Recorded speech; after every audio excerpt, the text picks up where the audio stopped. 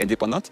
Mais on peut par exemple faire un appel à candidature pour désigner celui qui va diriger l'organe.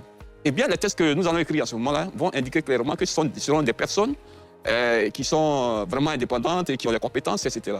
Et chacun va proposer sa manière de diriger, sa manière peut-être d'administrer, sa manière de donner les résultats qu'il va écrire et il va postuler comme on postule à une élection.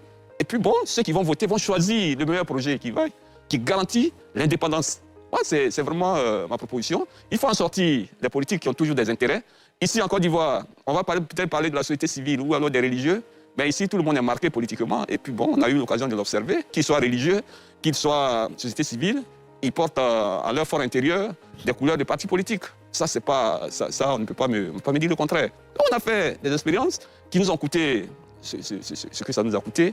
Et donc, le moment est venu, je me résume, de passer à autre chose, hein, en gardant la formule d'une commission indépendante, à la fois au niveau des hommes et puis au niveau des textes. Ici, il ne peut pas avoir de confiance si celui qui est battu n'est pas convaincu qu'il est battu.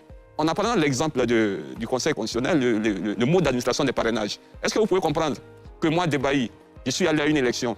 On dit que j'ai dépensé de l'argent, j'ai dépensé de l'énergie pour avoir mes parrainages, et puis 4 personnes ou 8 personnes vont s'asseoir entre 4 murs et disent que je n'ai pas les parrainages. Comment on me convainc?